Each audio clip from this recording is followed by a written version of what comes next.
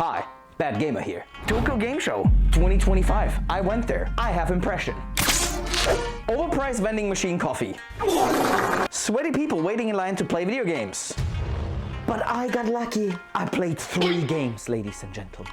We're talking about Onimusha, Resident Evil Requiem, and, spoiler alert, Phantom Blade Zero. Why did I like it that much? You have to stay and watch and see. These type of events have never been my favorite, man. And the TGS, it's not like the E3, okay? We don't see like crazy new releases there usually. To be fair, I had a business day pass, okay? I went there because I'm the only one in my company that actually knows anything about video games. And they were like, hey, Tokyo Game Show, you wanna go? yeah. So usually you have to make a reservation in order to play a game, which I didn't. And I was like, okay, I'm not gonna play anything. I'm just gonna, check it all out.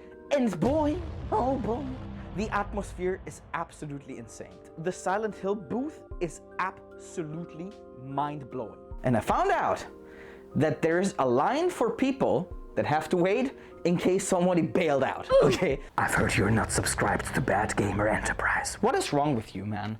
What is wrong with you? Every week I upload a video. Every week I see you, you're here. Let me fix my mask. And yet, you decide not to subscribe to Bad Gamer. If you at least have one molecule in your body that enjoys what I'm doing, please consider subscribing, liking the video, and leaving a comment.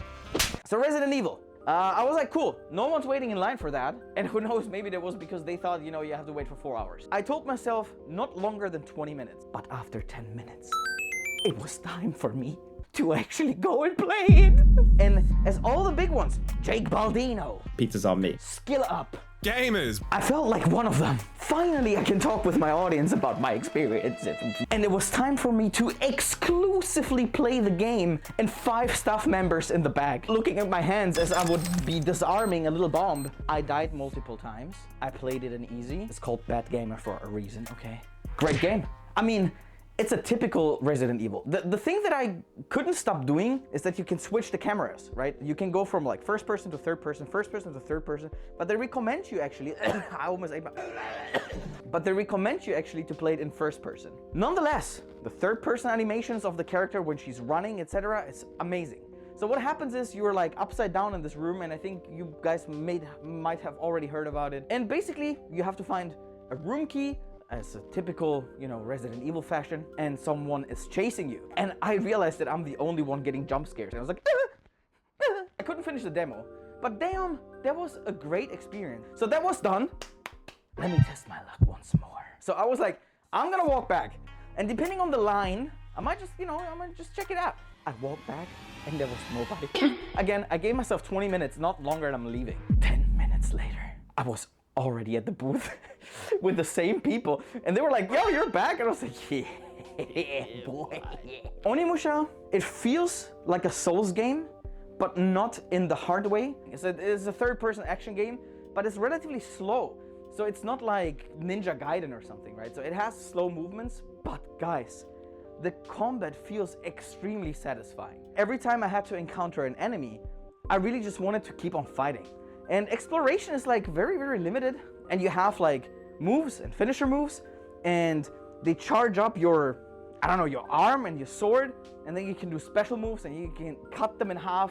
What's really cool though, when you parry them, it's a little bit environmental. So if I parry, then they fall against like a wall or a tree, and then they're a little bit stunned, and then you go like, whoosh-a! I think I also couldn't finish it because I was exploring too much, and I did like some cinematic walks, I will 100% play this game day one. And then, alas, if I go back and there's nobody in line, I will try my luck. Same spiel, ladies and gentlemen. And I waited, I think, 15 to 20 minutes actually. Boom.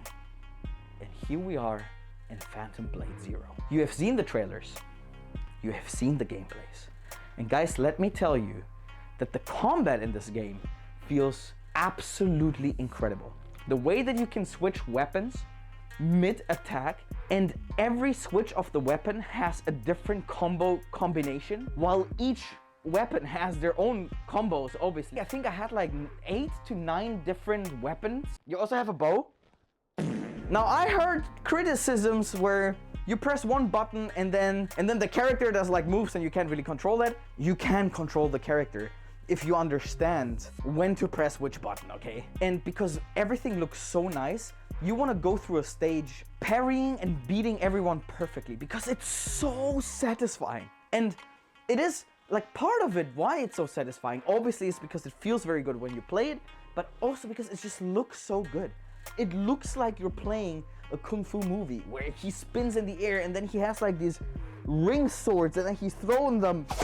And when you figure out, especially towards the end of the demo, I couldn't get enough. And it's so sad that this is the only game where we don't have an actual release date. Ship it, dude. Ship the game. I stand up and there was a guy right behind me saying like, oh, you're pretty familiar with these games, aren't you? And I was like, of course! I thought he was like PlayStation stuff because everyone was wearing a PlayStation shirt, except of him, actually. And I didn't notice that at the beginning. And then he was like, hey, are you here for business? I was like, well, kinda, you know, I'm the only person in my company who knows what's going on here. So I'm here. Do you have a business card? Because I am the producer of this game. And I saw how much you enjoyed it.